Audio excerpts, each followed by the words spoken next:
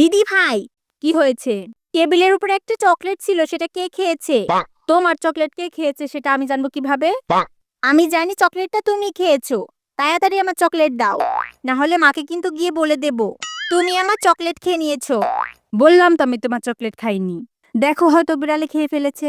তুমি মিথ্যা বলছো, দাঁড়াও মাকে গিয়ে বলে দেব। মা, মা। আরে আরে রিমি, শোনো, সবসময় মাকে কেন ডাকো?